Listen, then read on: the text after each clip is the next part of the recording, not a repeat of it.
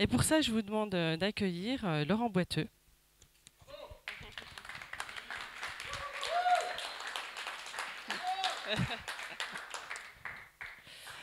Alors, Laurent, il est agenceur et architecte. Et depuis 1999, il s'est orienté dans l'accompagnement. Et aujourd'hui, il est délégué général du cluster Robins. Et le cluster Robins, en quelques mots, c'est un cluster construction bois et matériaux biosourcés. Il est basé en Bourgogne-Franche-Comté. Et avant de passer la parole à Laurent, je vais passer la parole à Nils. Merci. Allez, je fais le micro. On va vous proposer un format qui s'appelle le fish bowl, le bocal à poisson, et qui consiste voilà, imaginez là, c'est un bocal à poisson. Nous sommes des poissons qui allons échanger en paroles de poisson, mais que vous pouvez comprendre en étant en dehors du bocal. Et vous allez être invité à venir dans le bocal pour échanger aussi avec les poissons qui sont là, et essentiellement le poisson Laurent. Les consignes qu'on va se donner, c'est que dans un premier temps, Anne-France, dans le bocal, va interroger Laurent sur son parcours pour que vous ayez aussi des éclairages sur d'où il vient, ce qu'il fait, le cluster, pour nourrir vos réflexions pendant un quart d'heure. Et ensuite, les 45 minutes qui suivent, les échanges vont continuer avec vous. Grâce à vous, vous allez venir prendre la place de la chaise qui sera restée libre pour pouvoir soit poser une question en présentant votre prénom et votre cœur de métier pour que aussi Laurent sache un peu à qui il a affaire. Et vous allez pouvoir échanger sur les sujets qui vont émerger de cette conversation. Sitôt que quelqu'un vient s'asseoir ici, hormis Laurent qui a le pouvoir de rester dans le bocal ad vitam, aeternam, la personne en face se lèvera et laissera sa place libre pour quelqu'un d'autre et on tournera en fonction des personnes qui voudraient interagir, soit poser des questions, soit réagir par rapport à ce qui a été entendu. C'est clair? Il y a toujours une chaise vide a priori et si elle est prise, ça indique à la personne qui était là précédemment qu'il la laissera lui à la fin de son échange, de la question, pour la laisser à nouveau libre. On essaye de ne pas rentrer dans le débat, discussion, de se couper la parole. On ne se coupe pas la parole. On tâche d'aller au bout de sa pensée. Il y a un mécanisme pour rendre visible qu'on a fini de dire ce qu'on avait à dire, c'est le j'ai dit à la fin d'une phrase. Vous l'avez peut-être entendu chez nous, on le pratique entre nous pour pouvoir laisser la personne aller au bout de sa pensée. Il y a d'autres choses qui sont utiles aussi dans ce cadre-là, c'est de montrer son approbation avec ce qui est dit ou les réactions et on fait comme ça, le geste avec la main, ça vient aussi du langage sourd et muet, malentendant. Ils applaudissent comme ça veut dire je suis d'accord. Ça évite d'applaudir et de passer par-dessus ce qui se dit et de montrer qu'on est en approbation avec ce qui se dit. On va pas faire les autres gestes. Moi, je serai un peu facilitateur. Je serai ici, là, de dos, et je vous inviterai, si à un moment donné, on délaye trop, de peut-être aller au bout de son intention et de se centrer pour clore aussi sa prise de parole et pour pouvoir accélérer et que la place aussi soit laissée à d'autres personnes. Et cet échange, il aura lieu pendant une quarantaine de minutes, à peu près. Donc, en fait, on va avoir cet échange aussi de façon plus dynamique. Est-ce que j'ai oublié quelque chose? Il me semble que non. Ah oui, c'est vrai, merci. Et on s'est dit aussi, ça c'est un principe qu'on a qui commence à apparaître dans certaines organisations, dans les conseils d'administration, c'est que cette place vide aussi, on peut venir l'occuper peut-être pour parler à la place du vivant. On se met à la place du vivant et dit, ah bah, moi par exemple je suis un chamois, et Laurent, je voudrais bien savoir ce que en tant que chamois, tu penses par rapport à ça, ton action. Et donc Laurent répondra au chamois, ou alors toute autre chose, un arbre ou autre. On peut tenter aussi cet exercice-là qui existe dans... Déjà, 8. voilà. Si vous faites l'arbre, je viendrai vous faire un câlin tout de suite, je vous préviens, moi j'adore ça. Donc, Voilà, en tout cas, on a déjà entamé ce processus du câlin hier. Je crois que j'ai dit à peu près les consignes qu'il fallait qu'on se donne. Voilà. C'est parti? Je te passe le micro. Allez.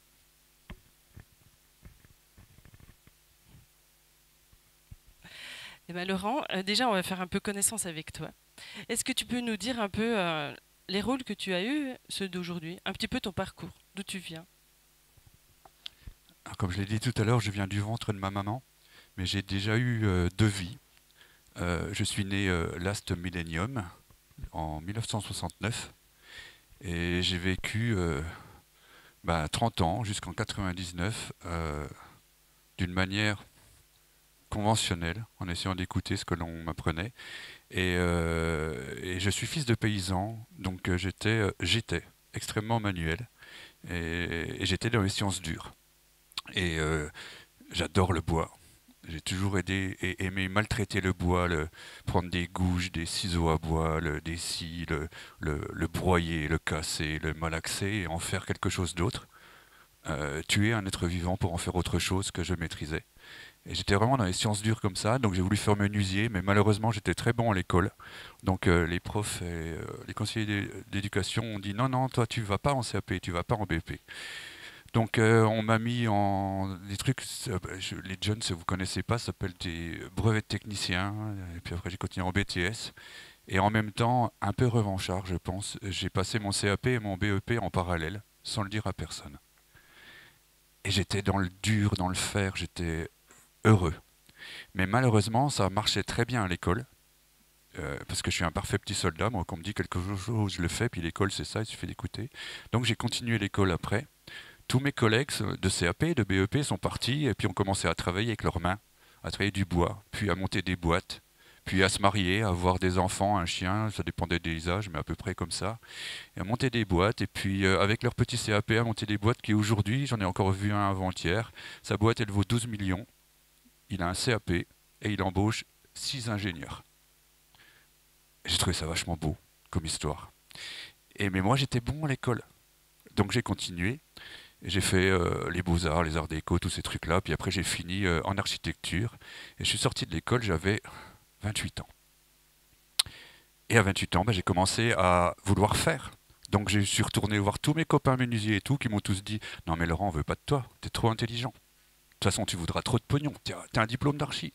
Puis t'as rien fait pendant 10 ans, de 16 ans à 26, 28, 28 ans. Donc non, deviens archi. » Et en fait, tout le monde m'a poussé à devenir architecte, alors que jamais dans mon cerveau j'avais imaginé ça. Et je me suis retrouvé architecte à 29 ans. J'ai monté une structure. On a employé 12 personnes. Je faisais 365 logements par année. C'était génial. Et je faisais ce qu'on m'avait appris à l'école. Je montais des murs en béton de 18 centimètres, pardon. Je mettais de la laine minérale, du placo, des fenêtres de 92 centimètres par 134 de haut, partout. Et j'ai tartiné la France de trucs comme ça. C'était du bonheur absolu, jusqu'au jour où un client ne m'a pas payé. Et j'ai dû mettre au chômage, c'était un gros client, 11, ils étaient 11 employés de 50 ans. Je pense que j'ai mis à peu près 6 mois à m'en remettre. Je suis encore ému de le dire. J'ai pleuré. Des mois et des mois. Ces gens, ils avaient de l'or dans les pattes, mais ils avaient 55 ans. Et ils ont jamais retrouvé de boulot.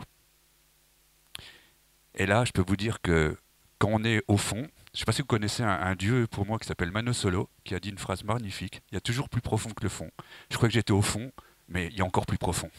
Et j'ai continué à descendre, je suis allé sous l'eau, j'étais sous l'eau. Après, je suis allé sous la vase, j'étais vraiment au fond. Et là, j'ai trouvé un petit truc pour rebondir, et je suis remonté prendre l'air là-haut. Et ce truc-là s'appelle un vieux mot, je ne sais pas, les jeunes, si vous ne connaissez pas, je suis désolé, ça s'appelle développement durable en français. Je ne connaissais pas ce truc-là. Je connaissais, c'était donc en 99. Et là, s'est ouvert à moi une nouvelle vie. Réellement une nouvelle vie. Et j'ai décidé que mes compétences allaient changer et que j'allais mettre mes talents au bénéfice d'autres et de moi-même. Bien entendu, je suis très nombriliste, vous allez vite le comprendre, mais d'une autre manière. Pas de la manière qu'on me l'avait apprise avant. Et j'ai un peu quitté les sciences dures pour aller dans les sciences tendres. Vous savez, les gens ils appellent ça les sciences molles, tendres ou n'importe, parce que j'ai compris qu'en fait c'était pas le mur que je faisais qui était solide, c'était la personne qui réalisait le mur. Et il fallait que je rentre dans son cerveau, le comprendre, travailler avec lui, et on allait monter un mur ensemble. Et ça s'est fait assez naturellement, basiquement, grâce à l'aide d'un mot qui s'appelle développement durable, de la définition de 1974. Voilà. Je reviendrai dessus, je pense, parce que c'est un moment important, je ne vais pas rester trop longtemps, mais il y a eu, merci, il y a eu une coupure en 99 et une deuxième vie. Je voudrais juste vous montrer cela, ce qui a changé dans ma vie. Je pose même le micro. Avant, il y a des choses de ma vie, c'était génial, c'était vers le haut. Des fois, c'est des choses vers le bas. Des fois, c'est des choses vers le haut. Des fois, c'est des choses. Vous avez tous connu ça. Et des fois, il suffit de changer un petit truc, mais un petit truc de rien du tout. Et les choses, elles sont toujours belles, vers le haut. Vous voyez? Oh, ben c'était dans l'autre sens. Mais vous en foutez, vous avez compris.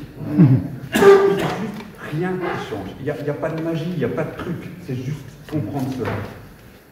Le déclic, moi, c'était le 14 mai 1999. Merci. J'espère avoir répondu, j'ai dit. Merci pour ce partage, ce voyage à travers ton parcours. Est-ce que tu peux nous dire aujourd'hui, qu'est-ce que tu fais? Depuis 99, ne sachant pas ce que je fais, mon fils écrit à l'école que je suis manipulateur. Je crois qu'il a raison, je manipule le cerveau des gens pour les remettre en posture professionnelle. Je manipule les gens pour les remettre en posture, j'adore ça. Et du coup, quand on ne sait pas ce que l'on est, inaptite ici, on est chargé de mission. Puis quand on vieillit, on devient chef de projet. Et quand on est très vieux comme moi, on est délégué général. C'est les mêmes mots, personne ne sait ce que ça veut dire, donc je suis délégué général. Voilà. Mon titre, c'est cela. Ma fonction, j'aide, j'organise la dispute entre des gens. Les gens viennent, sont apparemment différents. J'ai tente de les mettre autour d'une table, d'un arbre, d'un tas de fumier, d'une plante, ou d'un être humain, ou d'une sculpture. Et j'essaye de les aider à mieux se comprendre. Et le plus gros travail, et je vais le faire le plus court possible, mais le plus gros travail que m'a apporté ça sur moi et qui m'a aidé, c'est que j'ai voulu quitter toutes les compétences qu'on m'avait données dans toute ma vie. Et en perdant mes compétences, j'étais obligé de prendre du recul. Et maintenant, quand je vois deux personnes ou deux structures, je crois que j'arrive un peu à voir, depuis 99, s'il y a un trou ou un mur. Et si je vois un mur, je dis aux gens de casser le mur. Si je vois un pont, je dis aux gens, si je vois un trou, de faire un pont. Voilà. Ça s'arrête là, mon travail. Je ne sais plus rien faire, mais j'aide les gens au travers d'une association qui s'appelle le Cluster Robin. Eh ben, est-ce que tu peux nous en parler un petit peu plus de ce cluster Robins? D'où il vient et comment il fonctionne? C'est un groupe de personnes qui se sont mis ensemble autour de différents projets. Il y a deux projets très déclencheurs qui se situaient à Dijon. C'était 42 logements en bois, laine de bois, watts de cellulose et watts de carton recyclé qui ont été faits au centre de Dijon, le quartier Saint-Jean-de-Perse et le bâtiment de la caisse d'épargne, du siège de la caisse d'épargne à Dijon. Là, des entreprises, promoteurs, bureaux d'études et architectes qui travaillent normalement les uns après les autres se sont mis ensemble et ont dit il faut qu'on structure la filière construction bois et biosourcé comme d'autres filières se sont structurées avant. Et on va essayer de monter un truc. Ils ont monté une association, ça a duré pendant 1 an où ils ont structuré les choses comme ils le pouvaient, mais de façon bénévole, sympathique, conviviale. Et il y a un moment donné, ils se sont rendus compte que ça pouvait fonctionner humainement, techniquement, économiquement, juridiquement, administrativement. Et les pauvres, ils m'ont embauché. Donc ils m'ont embauché le 1er janvier 2021 pour animer cela. Et depuis, on n'a pas cessé de grandir, de construire, de nous structurer et puis de tenter d'apporter des solutions qui soient les plus pertinentes et les plus performantes en travaillant sur un principe, c'est que nous faisons des bâtiments que nous voulons être vertueux, de qualité, confortable, ça, vous mettez les mots que vous voulez, durable, c'est ce que l'on cherche à faire. Ça, c'est la farine du gâteau. Et la cerise sur le gâteau, c'est d'utiliser du bois et ce que l'on appelle des fibres végétales ou animales. Ça, c'est le petit plus qui nous aide, mais la base, c'est de faire du bâtiment de qualité. Eh ben justement, ça m'amène à votre ambition régénérative au cluster. Comment la définiriez-vous ou comment la définirais-tu? Là, je ne parlerai pas au nom des autres parce que je pense qu'on en a chacun une vision différente. Je vais vous donner la mienne en essayant de la recaler un petit peu par rapport à tous les membres du cluster. Dans le monde du bâtiment, c'est un peu pareil que dans les autres secteurs économiques. Vous devez à minima la réglementation. Dans le monde du bâtiment, c'est très très différent de tous les autres secteurs économiques que je connais dans le monde. Les gens, ils veulent atteindre la réglementation. C'est un truc de fou. C'est le seul secteur économique au monde que je connais où on veut atteindre la réglementation. Imaginez que votre chirurgien ou votre concessionnaire automobile vous disait « je n'arrive pas à atteindre la réglementation ». Et ça, je vois ça tous les jours dans le monde du bâtiment. Et je vois tous les jours des commanditaires, des investisseurs, des maîtres d'ouvrage, comme on dit, qui veulent des bâtiments performants. On leur demande ce que veut dire performant et ils disent réglementaire. Alors que c'est la voiture balai réglementaire, c'est le minimum acceptable d'une société. Donc ça, c'est le niveau que l'on devrait avoir dans le monde du bâtiment, niveau réglementaire. Ensuite, il y a un niveau supérieur où là, on apporte nos savoir-faire, nos volontés, nos compétences et autres, et Dieu sait si elles sont importantes dans le monde du bâtiment. Et là, on va des choses aujourd'hui, les termes qui sont utilisés, c'est la frugalité heureuse et créative, c'est le low-tech, c'est le deep-tech, c'est le slow-tech. Désolé pour les mots anglais, mais c'est ceux qui sont utilisés aujourd'hui. C'est l'assist-more, c'est la sobriété. C'est en gros comment faire mieux avec moins. En gros. Ça, c'est le niveau un petit peu au-dessus. Et le niveau de l'architecture régénérative, là pour moi, c'est qu'aujourd'hui on sait faire des bâtiments, déjà sans chauffage et compagnie, ça fait 60 ans qu'on le sait le faire, y compris dans le Haut-Jura, mais je ne sais pas pourquoi les gens ils bloquent là-dessus, ils veulent absolument du chauffage alors qu'il n'y a pas besoin par exemple. Donc des bâtiments déjà qui ne consomment plus, mais en plus qui produisent plus d'énergie qu'ils ne consomment. Ça c'est très facile à faire.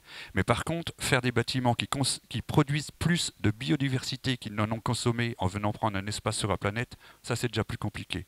Un bâtiment qui produit plus de santé qu'il n'en consomme, parce que je vous rappelle que l'être humain fabrique des bâtiments pour protéger l'être humain contre Dame Nature qui l'agresse avec des pollens, du froid, du chaud, de la pluie. Dame Nature, elle est violente avec nous. Donc on met sous cloche l'être humain pour le protéger. Or, aujourd'hui, et vous le savez comme moi, l'air intérieur est plus pollué que l'air extérieur, y compris ici. Donc, moi, protéger l'être humain en le mettant dans un environnement qui est plus pollué, je ne comprends pas ce principe. Je n'arrive pas à le comprendre. Donc l'architecture régénérative, c'est produire plus de santé qu'il n'en consomme, d'alimentation, de biodiversité, d'énergie, d'économie qu'il n'en consomme, de richesse. Voilà. Merci pour ton partage sur ta vision du bâtiment régénératif. Et au niveau de la valeur économique au cluster, comment dégagez-vous suffisamment de valeur pour être pérenne dans votre modèle? En mentant, en faisant de la propagande, en faisant du lobbying, en utilisant les mêmes armes que ceux qui sont en face. On essaye de ne pas le faire, mais dans les faits, c'est une réalité. On se ment à soi-même. Hein. Ce n'est pas une volonté de trouver un mensonge, mais on cherche toutes les qualités qu'il y a de ce que l'on fait, et on va parler plus que de ça. On parle que des qualités. Je peux vous parler pendant des heures et des heures de les qualités du bois, de la paille, du chanvre, de la ouate, des drèches de bière, des carapaces, enfin de la chitine, des carapaces de crevisses, des couches culottes. Tiens, je vais vous parler des couches culottes après. Vous m'y ferez penser, s'il vous plaît, s'il y a un poisson qui vient dans le bocal. Je peux parler de tous les avantages qu'il y a d'utiliser les fibres végétales et animales dans le monde du bâtiment. Et du coup, on ne parle plus que de ça. Et on n'est pas totalement honnête. Mais parce que c'est le seul moyen qu'on a à survivre par rapport à tous les autres qui défendent ça. Par contre, il y a un truc qui est en train de changer petit à petit, grâce aux réglementations, à la culture, à tout ça, c'est qu'il y a eu le siècle de la fonte, il y a eu le siècle de l'acier, il y a eu le siècle du béton armé. Ce n'est pas le siècle du bois. C'est le siècle de tous les matériaux, du bon matériau au bon endroit pour le bon usage, au meilleur coût, comme on le dit tout le temps chez nous. C'est l'assemblage, la mixité, la mutualisation des matières qui va faire qu'on va avancer. Et ça, c'est en train de se passer, et les parts de marché sont en train de se rééquilibrer. Donc on n'est plus dans une vision, je ne sais pas s'il marche, dans une vision monopolistique, mais dans une vision qui est beaucoup plus complémentaire, je pense. Et du coup, la valeur vient pas de nous, elle vient de l'écosystème, du partenariat que l'on monte avec d'autres. Et j'ai encore 30 secondes, je vais dire un truc là. Je ne sais pas si vous connaissez la théorie du lotissement. Moi, c'est une théorie que j'aime beaucoup. si vous avez une jolie maison et que vous voulez la vendre, pour en tirer un bénéfice, par exemple économique, eh ben, si vous détruisez toutes les maisons autour, vous les taguez et compagnie avec des mauvais tags, hein, parce qu'il y a des jolis tags. Si vous mettez de l'eau de javel sur les haies et compagnie, ben, votre maison elle n'aura plus de valeur, alors qu'elle sera 10 milliards de fois plus jolie que toutes les autres. Si vous aidez l'autre à embellir ses maisons, le quartier va devenir plus beau et votre maison aura plus de valeur. Et ça, c'est un principe que l'on a au cluster. On n'est pas là pour détruire l'autre pour prendre sa place. On est là pour essayer de travailler avec l'autre, en partenariat, et ce mot-là, il veut dire quelque chose, pour embellir ce joli monde qui est déjà joli, il ne faut pas l'oublier quand même, et du coup, trouver une place là au milieu. Et en plus, nous, on est les meilleurs du cosmos, donc c'est facile pour nous. Mais voilà. Je ne sais pas si j'ai répondu, j'ai dit. Ouais. En tout cas, j'entends ce partage de la valeur. Merci, Laurent. Je pense qu'on va ouvrir le bocal.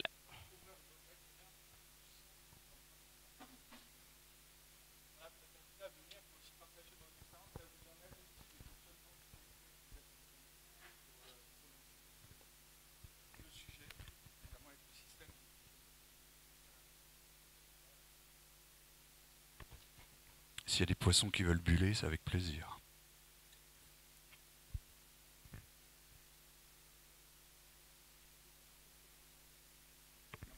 J'aime les autres personnes aussi, hein, pas que les gens du bâtiment.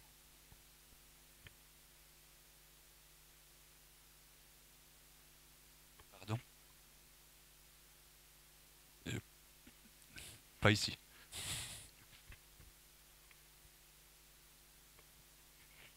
Normalement, c'est toujours moi la première gueule qui va vite, et comme je suis là, que je suis bloqué, ben, il faut que ce soit le deuxième qui vienne. Ou la deuxième. Et voilà, lui, c'est le deuxième.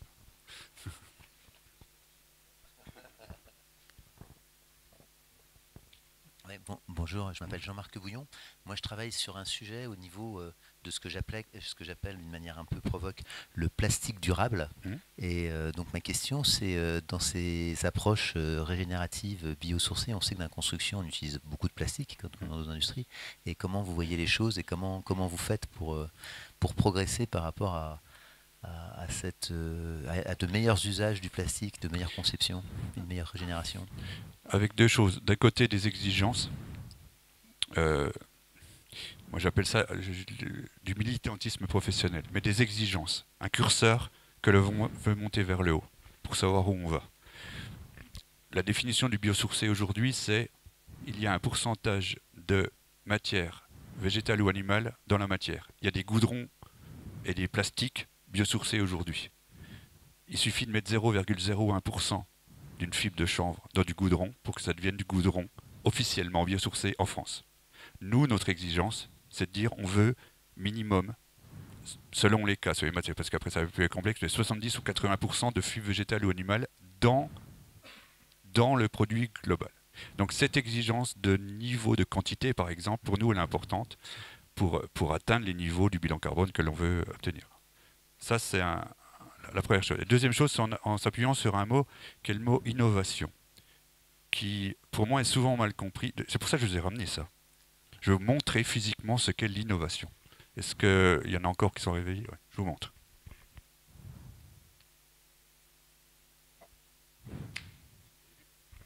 Vous avez vu? Ça marque le cerveau, là. L'innovation, c'est revenir sur. Ce n'est pas faire du nouveau. Nouveau, c'est novateur en français. Innover, c'est revenir sur. Refaire ce que l'on savait déjà faire, ce qu'on a toujours fait, mais dans le contexte actuel. Et si vous lancez mal, vous le prenez dans la gueule. Si vous lancez bien, vous avez des sourires. D'accord? Donc, l'innovation. Et l'innovation, elle ne peut pas se faire tout seul, par dogmatisme. Ça n'a jamais fonctionné dans aucune culture dans le monde. Elle peut se faire qu'en partageant avec d'autres des savoirs. Donc même si toi tu es un méchant parce que tu fais du plastique, donc en fait tu mélanges du sel avec du pétrole, c'est rien d'autre que ça, du plastique, donc tu es méchant, et que moi je suis gentil parce que moi j'utilise les arbres, les petites fleurs, du foin, du chanvre et compagnie, ben, je ne saurais pas innover sans toi. Et on va pouvoir bosser ensemble. Ça, c'est le mot innovation a beaucoup d'importance pour nous. J'apprécie vraiment. Ouais, ça me touche. Ouais. Ah, mais c'est parce que je mens, c'est de la manipulation. N'oublie pas on ce est qu'a bien dit mon d'accord. fils. Ouais. Alors, je vais venir sur ma deuxième question. Ouais. En fait, on a parlé. Je comprends. On pense quand on pense de régénération, on pense souvent en fait du neuf. Alors voilà. Stop. Alors, dans la vie, il y a les jeunes prétentieux et les vieux cons. Moi, je suis un jeune. Non, je suis un vieux con prétentieux. J'ai gardé une part de jeunesse. Je travaille beaucoup avec les gamins là, qu'on fait que d'insulter, comme quoi c'est des feignants, en fait, tout ça et tout. Ils sont merveilleux, ils ont des idées hallucinantes, mais ils ont déjà compris qu'il fallait non pas réhabiliter, restaurer tous nos vieux mots qui veulent rien dire, rénover et tout. Il faut ressusciter le parc bâti. J'ai bien utilisé le terme ressusciter. C'est pas un terme spirituel, c'est dans le dictionnaire. Ça veut dire vers un nouvel élan sociétal. C'est un changement de culture. Ressusciter, c'est important. Le parc bâti existant, c'est donner une nouvelle vie à ce qui existe déjà. C'est la réalité. C'est ce qu'on dit depuis tout le temps, reconstruire la ville sur la ville, le bourg sur le bourg, le village sur le village. Depuis 50 ans, et c'est complètement légitime, on a oublié comment faire cela, parce qu'on a eu la chance de vivre 2 grandes guerres mondiales fabuleuses qui ont tout détruit. D'accord ? Et on s'est dit, waouh, je ne sais pas si vous vous rappelez, ceux qui étaient nés en 69 comme moi, mais il y a les Peace and Love qui sont arrivés, ils ont dit paix et amour, enfin tout va bien, on va y aller, et on va travailler ensemble. Et du coup, on a reconstruit très vite des bâtiments, après les 2 guerres. Et là, on a fait appel aux industriels du béton, qui ont réussi à faire des bâtiments pour la première fois en France, des bâtiments avec des balcons, des grandes baies vitrées, des salles de bain, des bâtiments de luxe, des grandes baies et tout. Mais franchement, les HLM, c'est du bâtiment de luxe. Donc on a dit, c'est génial. Et après, on a eu une autre guerre, je ne sais pas si vous vous rappelez, c'était en 73, sur le problème du pétrole. Et là, on a dit, on fait la même chose. Donc on a pris, c'est moi qui ai des mauvaises ondes. Et vous m'entendez sans de toute façon. Et du coup, on a dit, on va faire la même chose. On a pris d'autres industriels et on a pris de la laine minérale, du placo, puis on en a plaqué partout. Et on a répondu à la problématique. Il n'y a pas de problème, on a su faire. Sauf que là, la guerre que nous sommes en train de vivre maintenant, et même le président qu'on a, là, je ne sais plus comment il s'appelle, Macron, il l'a dit d'ailleurs, même lui, c'est pour dire, nous sommes en guerre face à la nature. Parce qu'elle nous envoie du chaud, elle nous envoie des pertes de biodiversité, elle nous envoie des agressions, mais hallucinantes. Elle veut notre mort, la nature, là, actuellement. Je ne sais pas si vous en rendez compte, hein, mais elle est d'une violence dingue. Et pour y répondre, aujourd'hui, ce que je vois, moi, c'est qu'aucun système industriel n'arrive à répondre à ça.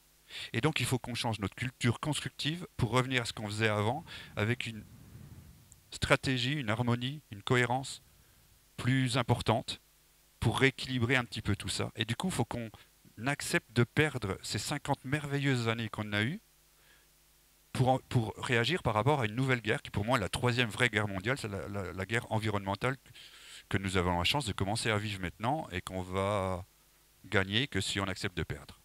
Voilà. Je ne sais pas si j'ai répondu à tes questions par rapport à... C'est super clair pour moi. Ouais. Okay.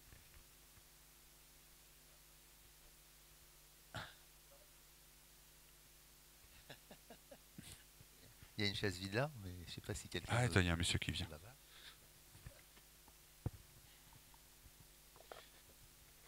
Philippe, moi je travaille dans le réemploi d'emballage alimentaire et du coup j'ai accompagné aussi un projet de création de construction d'un bâtiment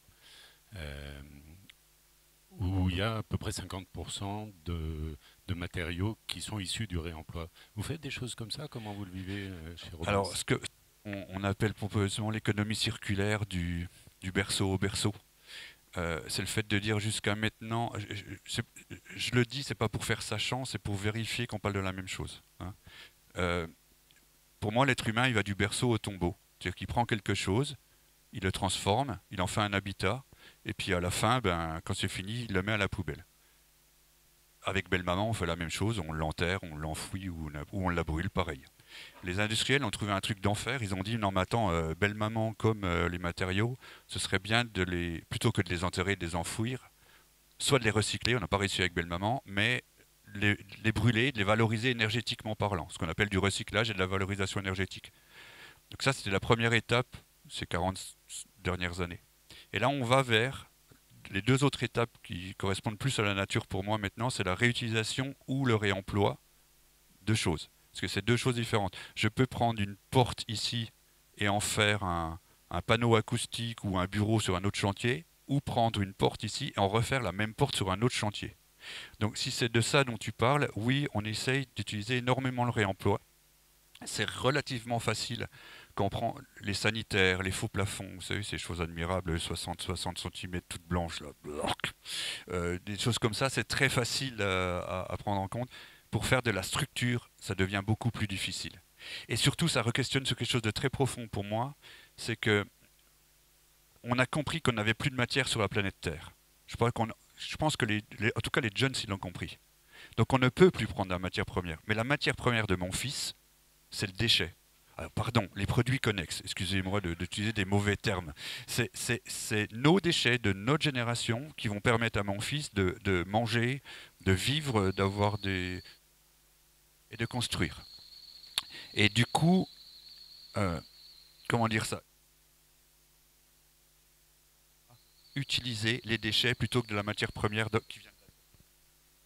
Oui, mais ça suppose, j'imagine, pour l'architecte comme pour l'entrepreneur, de concevoir le bâtiment en fonction des matériaux plutôt que de choisir les matériaux en fonction de ce qu'il a imaginé. Alors, c'est là que j'allais en venir, c'est qu'on est dans une phase pour moi transitoire qui va durer entre 1 et 50 générations sur comment est-ce qu'on fait cela.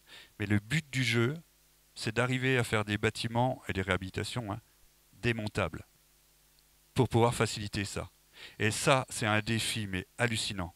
Parce que moi, par exemple, j'aime bien les murs en briques avec du plâtre dessus. Ben ça, c'est pas démontable. J'adore ces charpentes-là. Je vous mets au défi ici de faire cette charpente sans acier dedans. C'est juridiquement impossible. Parce qu'on a ce qu'on appelle les Eurocodes qui nous obligent à mettre de la ferraille partout, partout, partout. Parfois c'est démontable, parfois ça ne l'est plus.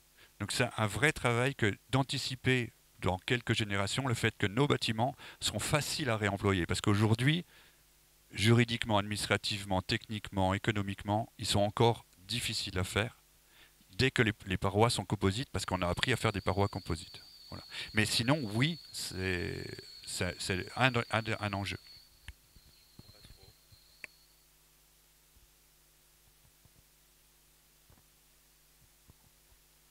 Bonjour. Voilà, c'était pour tenter de répondre à ta question.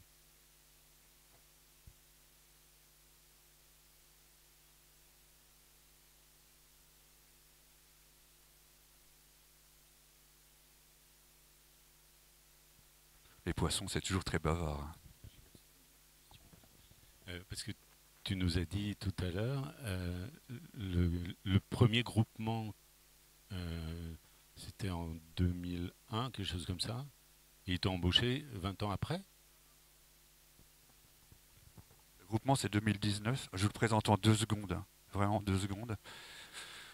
Nous, notre mantra, c'est le bon matériau au bon endroit pour le bon usage et au meilleur coût. Même si pour nous, le bon matériau, c'est une fibre végétale ou animale. Mais ce n'est pas pour autant que, par exemple, au sein du cluster Robin, on a des bétonneux. On a le groupe Roger Martin avec SNCTP qui est présent.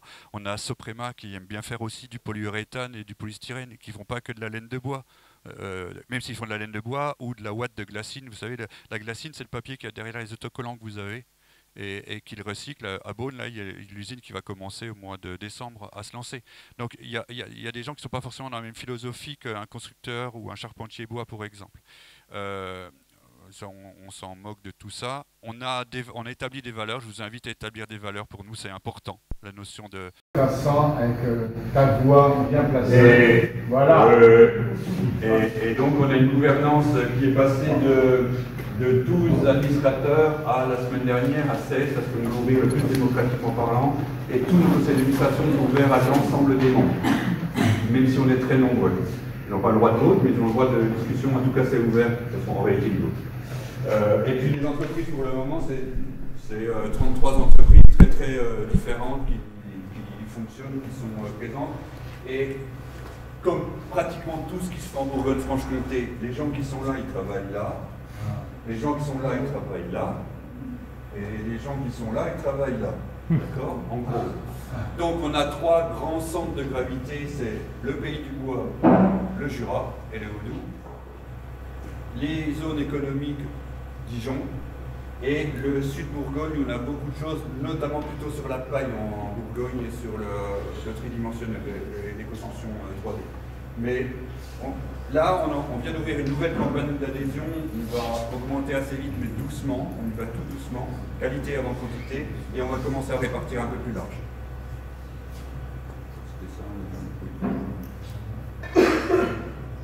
Donc on n'a que 4 ans ou 5 ans. Comment ça s'est fait, construit la coopération au-delà des collaborations pour construire un bâtiment? C'est une autre dimension entre les membres du cluster? Je dis pratiquement tous les jours aux adhérents du cluster, moi je suis là aussi, d'accord, je suis là pour répondre, je leur dis pratiquement tous les jours, c'est une association. Vous cotisez, vous payez pour avoir le droit de travailler. Vous faites tous partie d'une association musicale, artistique, culturelle, ou d'abord la plupart d'entre vous. Vous payez pour avoir le droit de travailler.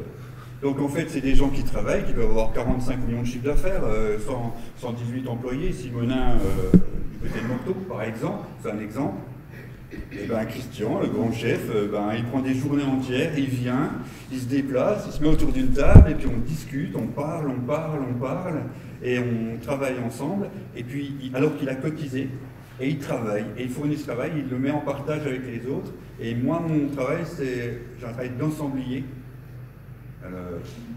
Je synthétise. Je suis dans le biosourcé, mais je fais du synthétique, moi.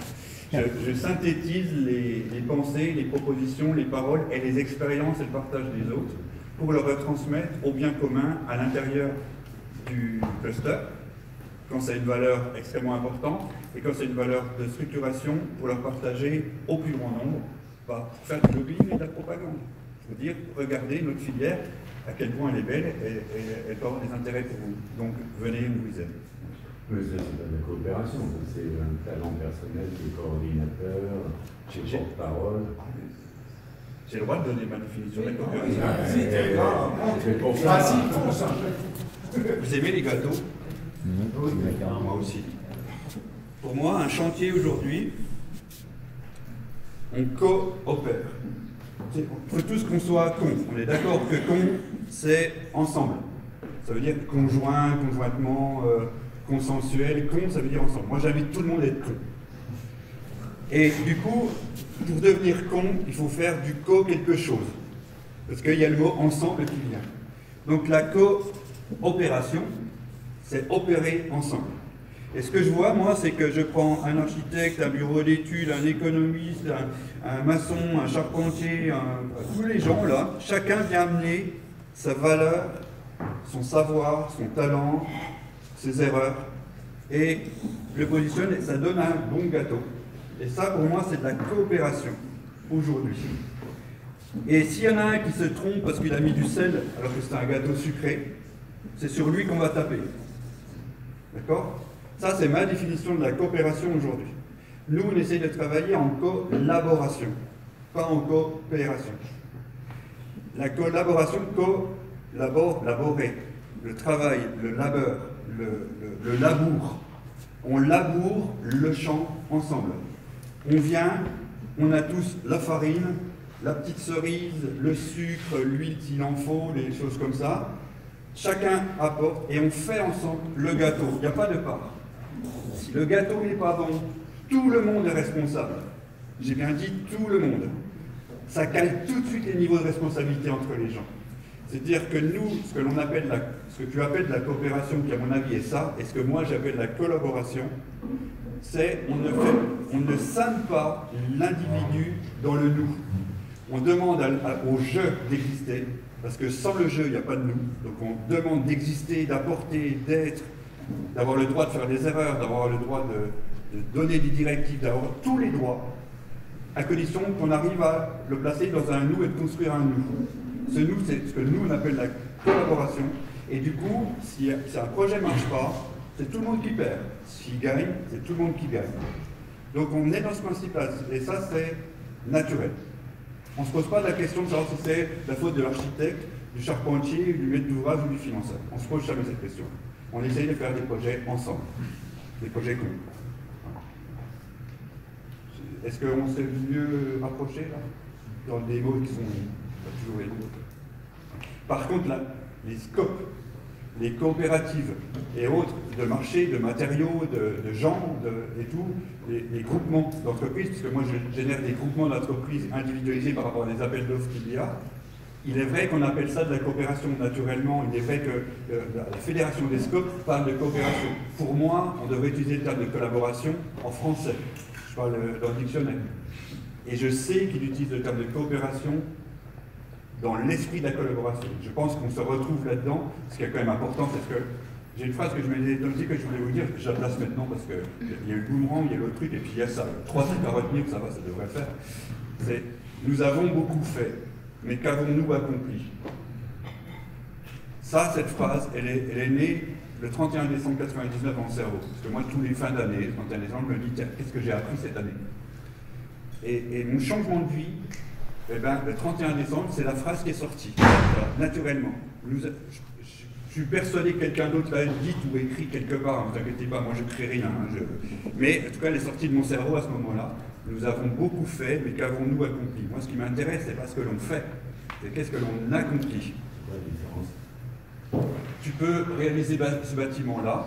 Est-ce que ce bâtiment, qui à mon avis est très bien, mais est-ce qu'il a une existence réelle ici par rapport au confort d'été que l'on va vivre maintenant pendant des années et des années? Vous l'avez vécu. Est-ce que c'est un accomplissement, ce bâtiment, ou est-ce que c'est juste une réalisation qui a été faite du mieux possible par tous les gens qui sont venus dessus? Je suis persuadé que chacun essaie de faire le mieux possible ici. J'en suis intimement persuadé. Du financeur, du concepteur et autres, tout le monde a donné tout ce qu'il avait pour faire un beau bâtiment qui fonctionnait tout. Je ne suis pas sûr que l'accomplissement soit au niveau des enjeux que l'on a aujourd'hui. Donc c'est le niveau d'exigence, je parlais tout à l'heure, je parlais tout à l'heure à un autre poisson qui passait par là, qui bullait par là, c'est qu'est-ce que je me fixe comme exigence? Et là, dans ton exemple, accomplir, c'est faire en conscience de ce que ça doit devenir. Ça m'arrive rarement, mais je vais tenir une promesse que j'ai faite tout à l'heure. J'ai dit que je allais parler de développement durable. C'est un mot qui est complètement oublié, moi c'est ça qui me fait mal au cœur. Développement durable, c'est une mauvaise traduction française, mais c'est développement soutenable, vous mettez les mots que vous voulez, c'est pas le sujet. Le concept est fabuleux, quoi. Madame Brundtland, quand même, avec son groupe, quand ils ont travaillé là-dessus, ils ont sorti 72 clubs d'Europe, soit 14, par là autour, hein, dans les années punk, les années de la naissance du punk, ils disaient il faut respecter l'homme, vous savez, équité sociale, il faut respecter la nature, respect environnemental, et il faut l'efficacité économique, les valeurs que l'on met là-dessus, le système.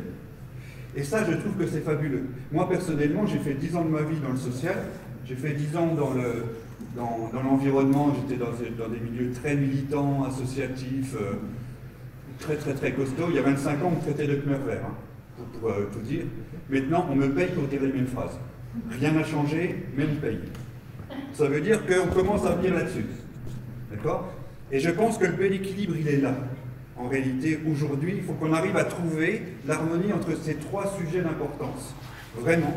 Et moi, ce qui m'attriste aujourd'hui, c'est qu'on vous parle de la nature, hein, la perte de la biodiversité, le changement climatique et tout, et puis du coup, que les hommes, ils vont tous mourir, point. Et on oublie de parler de ça. Et je suis très content d'être au sein d'un cluster d'entreprises avec que des capitalistes autour de moi. Parce que, du coup, je vais faire mon développement durable à moi tout seul, je vais passer dans les 10 ans dans chacun et j'aurai fait quelque chose. C'est très nombriliste, mais ça fait du bien aussi de se regarder le nombril de temps en temps. Et je voudrais bien que cette donnée-là soit aussi importante aujourd'hui, quand, si vous avez encore la télé, la radio, vous parlez avec des gens dans des bars, une pointe de bière, qu'on parle autant de ça, que de ça, de la valeur des choses. Et quelque part, il y a une phrase que le pays le plus bête du monde, vous savez, les États-Unis, je ne sais pas si vous connaissez, ils ont une phrase que j'adore, c'est green is green. Le billet vert, c'est de l'écologie, c'est du billet vert. Vous voyez? Il y a un truc là-dedans, je trouve qu'on n'est pas encore allé suffisamment. Je pense qu'il y a des ressources ici qui pourront aider vraiment cet équilibrage-là. Et j'espère que le mot développement durable, le concept va revenir assez vite, parce que j'ai peur qu'on perde, à ne prendre que 2 sujets et pas 3.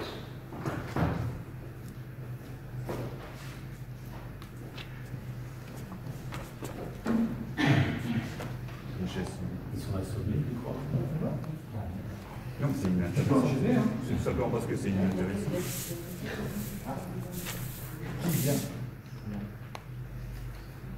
J'avais une question très simple, vous avez parlé. Allez, joue le jeu. Et t'inquiète pas pour ça. Sur notre voilà, processus là, voilà. Vous avez parlé de fibres végétales et des fibres animales. Oui. Et je suis très curieux de savoir ce qu'il en est des fibres animales, sachant qu'on réfléchit tous plus ou moins à réduire notre consommation carnée. Toi, pas moi. Moi, je ne mange que des animaux végétariens, mais j'adore la viande. Ouais, d'accord.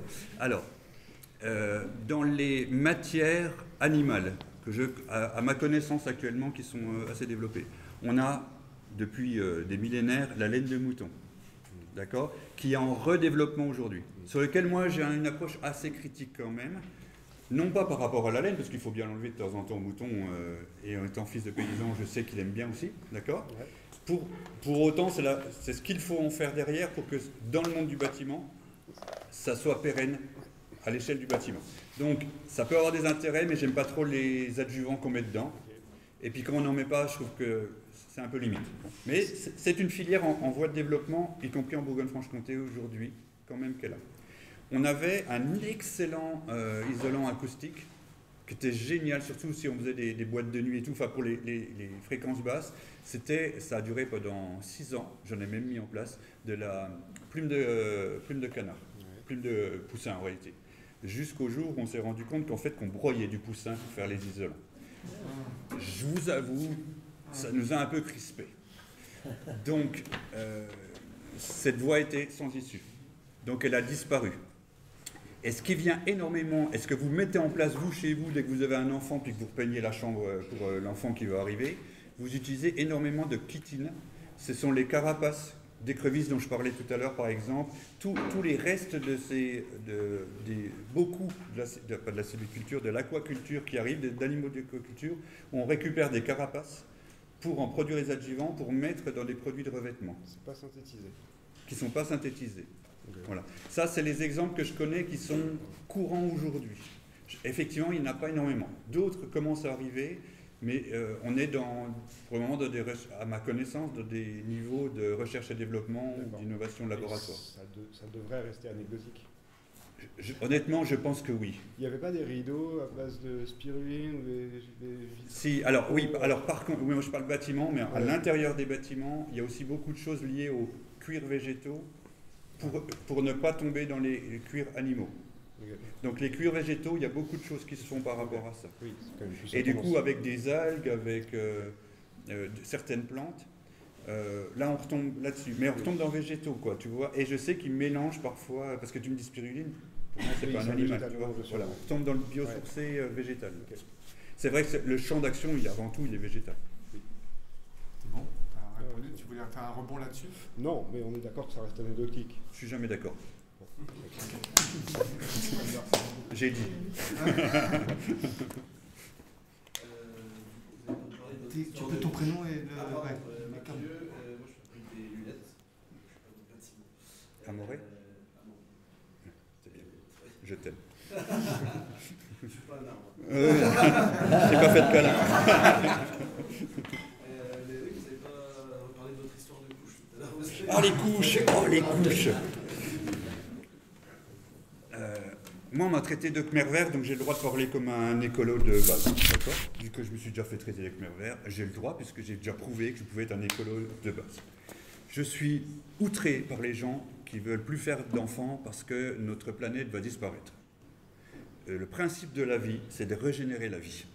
Et c'est un acte, non, je suis violent, hein, ça fait du bien, je suis très violent, mais c'est un acte d'une violence extrême, je trouve égoïste, que de ne pas régénérer de la vie.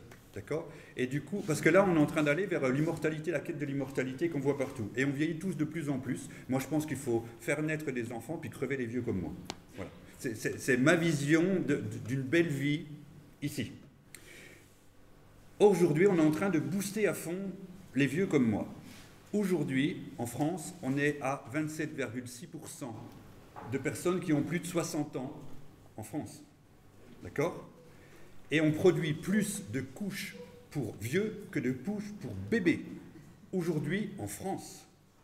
C'est un chiffre, mais c'est extrêmement important. 76 millions de couches sont des déchets aujourd'hui. Pollués avec monsieur qui fait du plastique, là, je sais plus, le poisson qui faisait du plastique tout à l'heure, là, dedans, avec des matériaux qui devraient être super bien utilisés pour agrémenter nos champs et tout, c'est de l'urée, c'est des trucs comme ça. Enfin, on fout tout en l'air, quoi, une matière où j'ai de la pâte à papier. C'est pour ça qu'on n'a plus de papier, hein. Du carton, on en a tant qu'on en veut, mais de la pâte à papier pour faire du papier, la prochaine guerre, ne vous inquiétez pas, elle arrive vite, achetez vite du PQ, hein. Le papier, on n'en a plus dans le monde. Je suis sérieux, regardez les chiffres, s'il vous plaît, regardez les faits. M'écoutez pas, regardez les faits, s'il vous plaît. On a un problème de pâte à papier parce que ça va dans les couches, pour vieux et pour bébés. Et moi, mon but, on parlait d'innovation tout à l'heure, c'est de récupérer ces couches, de les traiter un petit peu, il est vrai, d'enlever un petit peu d'urée et tout, et d'en faire un isolant. Voilà. Pour ne pas utiliser autre chose. Donc, je parle des couches parce que pour moi, c'est un sujet aujourd'hui qui est important. On parle de toutes les watts, de tous les produits de recyclage. Et les watts, ben, c'est des fibres végétales recyclées, en fait.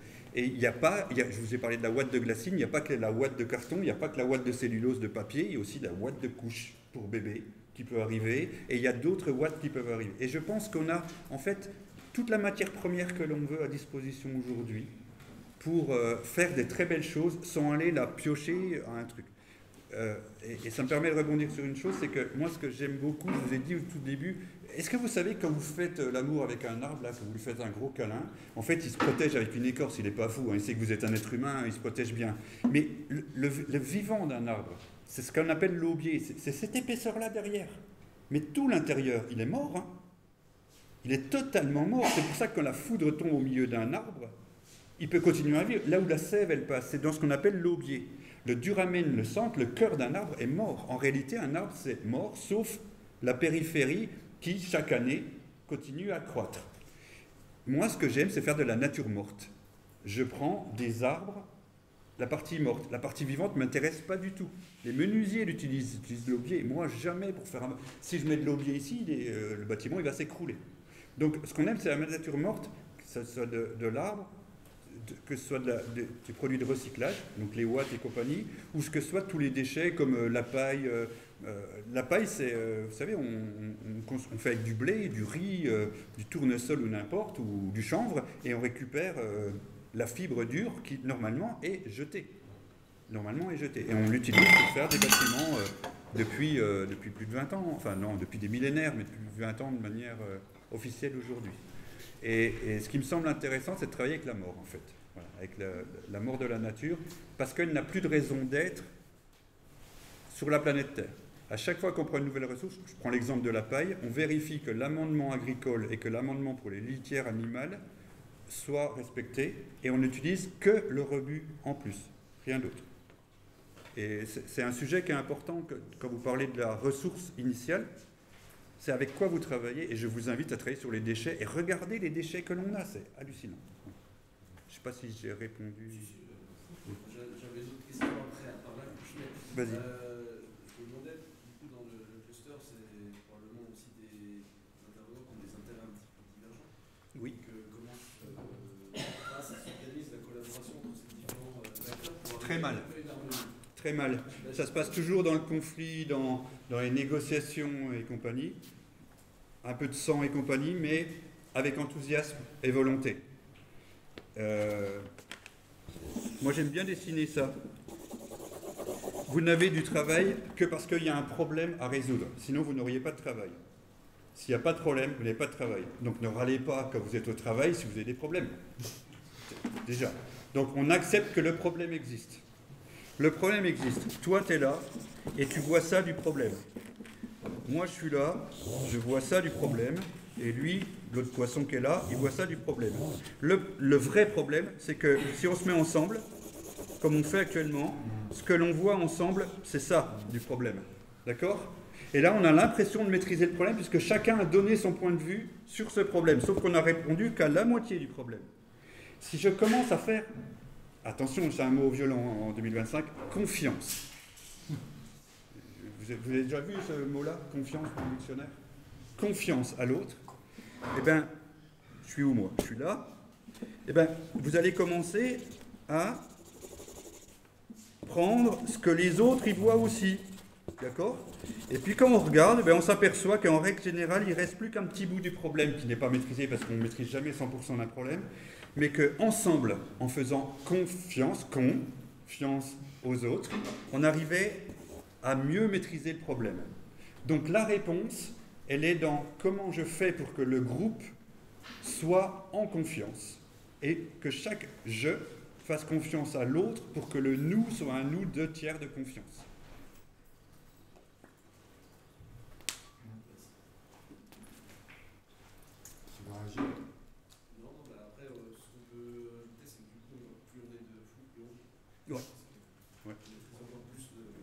Franchement, on déconne beaucoup. Et moi, ce que j'adore, c'est quand j'ai quand même des patrons qui ont des chiffres d'affaires costauds. Moi, je vous l'ai dit, je ne sais rien faire, je suis rien. Et puis en plus, je suis salarié, quoi. Enfin, je suis rien du tout, quoi. Et j'arrive à les faire avec les jeux des baguettes. Vous savez, quand on est avec 2 baguettes et puis qu'on doit emmener l'autre sans lui dire vers quelque part, je ne sais pas si vous connaissez, c'est à les faire sauter, se lancer des boules de papier, à jouer. Des mecs qui ont 64, 65 ans, qui ont 45 millions de chiffres d'affaires et puis qui jouent pendant une journée pour en sortir quelque chose de constructif. Franchement, c'est du bonheur, ça. C'est du bonheur. Et ils se prennent au jeu, réellement. C'est pas pour déconner. Enfin, vous le voyez bien. Je pense que ici, c'est quand même un secteur où vous commencez à le comprendre, à le ressentir pour ceux qui n'ont pas cette habitude-là. C'est qu'on a le droit de bosser par enthousiasme, par plaisir, par motivation, par volonté et dans le rire. On a le droit. Et en fait, tous les droits sont là. C'est un espace neutre.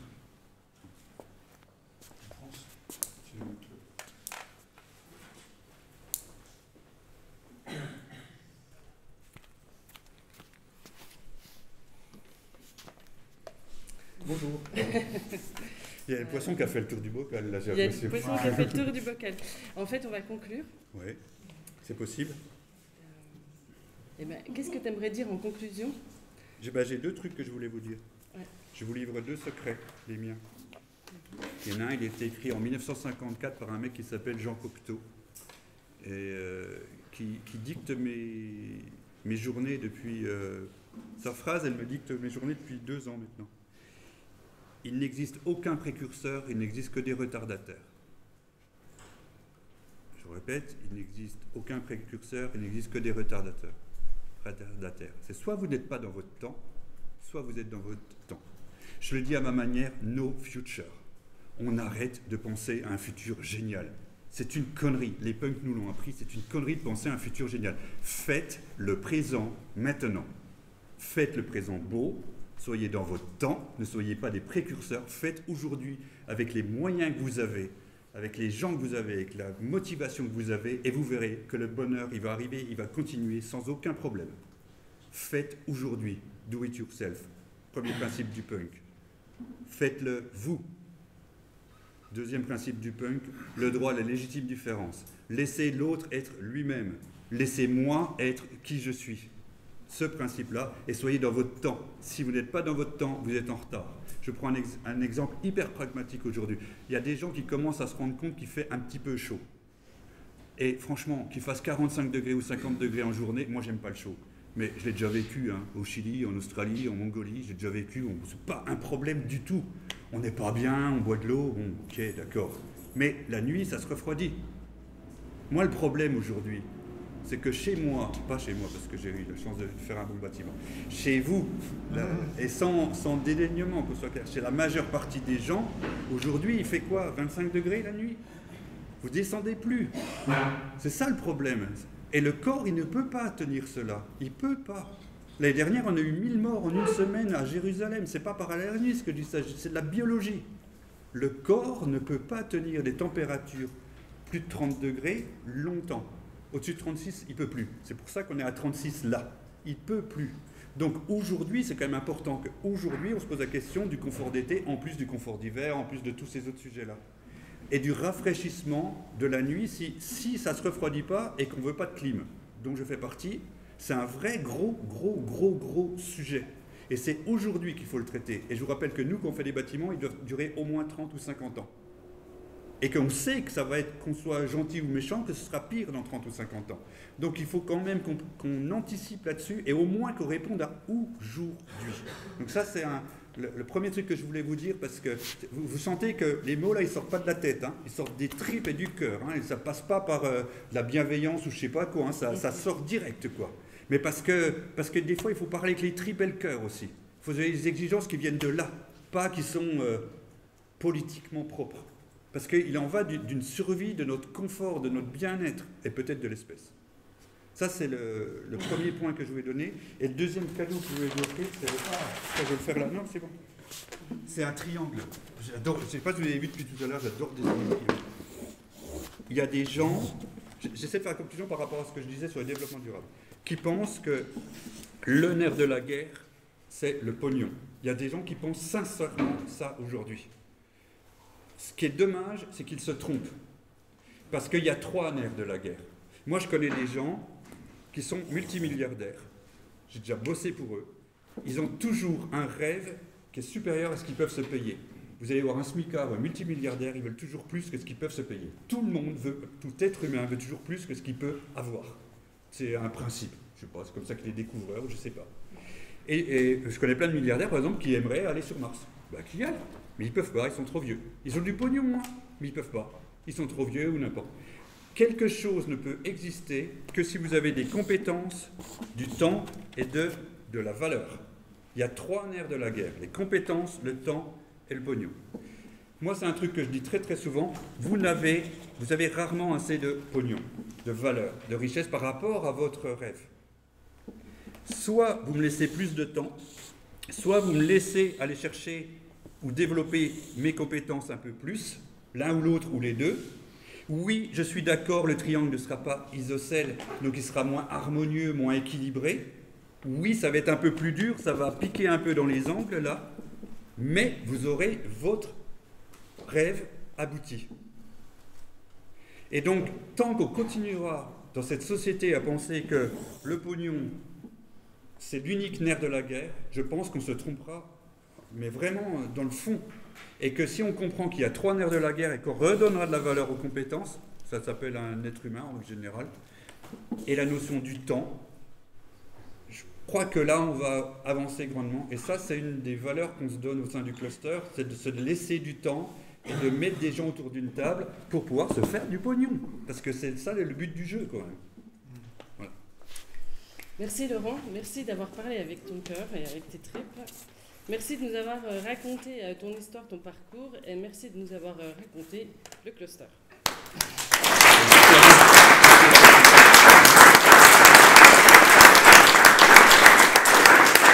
Et j'espère que j'ai été suffisamment moraliste avec mon éducation judéo-chrétienne pour bien que ça rende, et puis que ça en gêne certains, que ça en révèle d'autres, et tout ça. Enfin, que ça procure des émotions, bonnes et mauvaises, parce que la racine du mot émotion et mouvement, c'est le même, pour qu'il y ait du mouvement. Et je vous souhaite un merveilleux voyage, une belle aventure en mouvement.